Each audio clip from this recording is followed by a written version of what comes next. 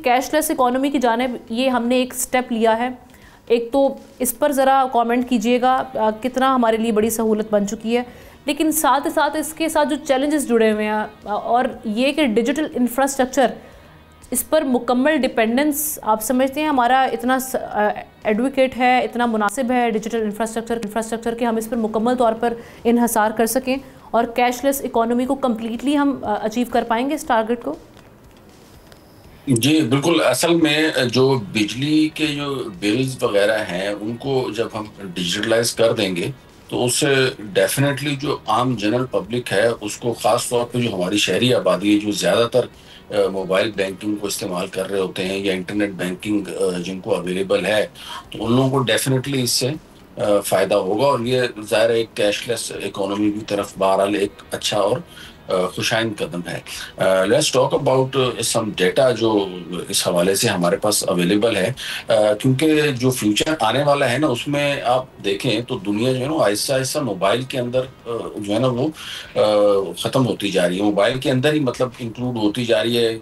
चाहे वो आप पिक्चर्स और ग्राफिक्स को ले लें, चाहे आप कारोबार को ले लें, चाहे आप तो कम्युनिकेशन को ले लें, इंटरनेट को ले लें, तो इसी तरीके से अब ये जो आइंदा जो है वो पेमेंट्स का सिस्टम भी जो है वो इसी मोबाइल फ्रेंडली होगा। और हमारे यहाँ जो है वो काफ़ी अरसे से जो है वो मोबाइल बैंकिंग का आगाज़ हो गया था। उसकी 2-3 मिसालें भी हमारे पास मौजूद है जो मोबाइल कंपनियों के नाम से जो कर रहे हैं। अच्छा, इससे नॉर्मली एक तो घरेलू जो सनत है उसको हमारा बड़ा फायदा हो रहा है। जो मुकामी तौर के ऊपर जो पसमानदा लोग हैं, जो जिनके पास रिसोर्सेज की कमी थी, उनको एक अच्छा जो है वो रिसोर्स अवेलेबल हो गया in the form of internet, तो उससे जो है ना वो अपने बिजनेसेस को एक तो ग्रो कर सकते हैं।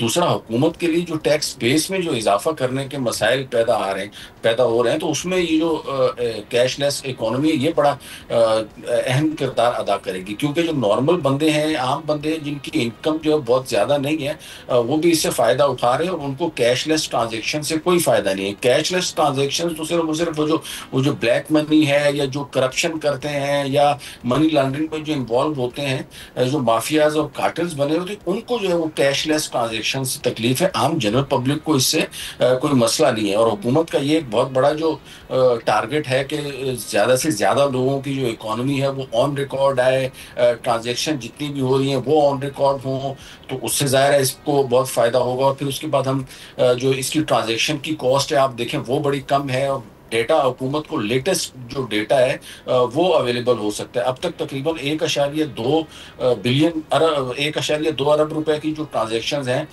2024 में रिकॉर्ड की गई है, जो कि 86% जो है वो पिछले साल से ज़्यादा है। और स्टेट बैंक एक्सपेक्ट कर रहा है कि इसके वॉल्यूम को तकरीबन 5.5 अरब रुपए तक जो है वो पहुंच जाएगा। तकरीबन 39.5 मिलियन जो लोग हैं वो इस वक्त मोबाइल बैंकिंग या जो इजी पैसा टाइप के जो अकाउंट हैं वो खुलवा के उसके थ्रू जो है वो चीज़ों को और पेमेंट्स और रिसीट्स जो है वो कर रहे हैं। तो आप देखें कितना इसमें स्कोप है और आने वाले वक्तों में कितने जो है वो इससे मसाइल में हुकूमत के भी और आम आदमी के भी मसाइल में जो है वो आसानी पैदा होगी। अलबत्ता परेशानी, जैसा कि मैंने आपको बताया, जो लोग नहीं करना चाह रहे, जिनके पास ब्लैक मनी जो है वो बहुत ज़्यादा तादाद में मौजूद है, वो लोग इस सिस्टम को रेजिस्ट करेंगे माफियाज की तरफ से या इंटरनेट की हुकूमत की तरफ से जो फराहमी में मसला है। 40% लोगों को अभी तक इंटरनेट अवेलेबल है या डिजिटल एजुकेशन की लोगों को कमी है हमारे यहाँ, और 80% के करीब आबादी हमारी जो है वो बैंकलेस इकोनॉमी के ऊपर चल रही है। तो ये चैलेंजेस जो रूरल एरियाज हैं वहाँ पे तो बिल्कुल इस तरह का कोई नाम ही नहीं है कि आपने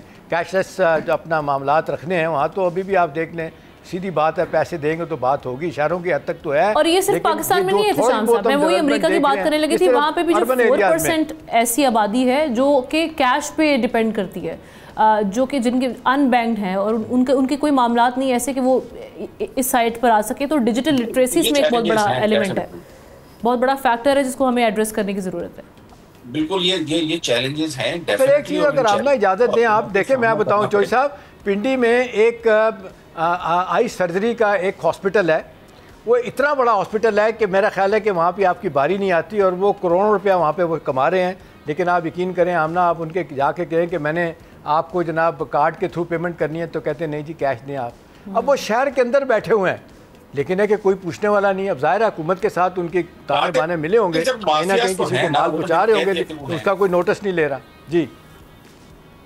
जी चौधरी साहब, कंक्लूजन मैं आपकी तरफ से चाहूंगी और उसके बाद यही मैं कह रहा हूँ कि उसमें सिर्फ और सिर्फ जो रेजिस्टेंस आएगी ना, वो कार्टेल्स और माफियाज की तरफ आएगी जो हर शोबे में मौजूद है। वो चाहे वो ट्रेड का कोई शोबा ले लें, चाहे एग्रीकल्चर का शोबा ले लें, इंडस्ट्री ले लें, हर शोबे में कार्टेल्स और माफियाज मौजूद हैं और इसमें उन्हीं की तरफ से रेजिस्टेंस आएगी। सब्सक्राइब करें और बेल दबाएं ताकि कोई खबर रह न जाए।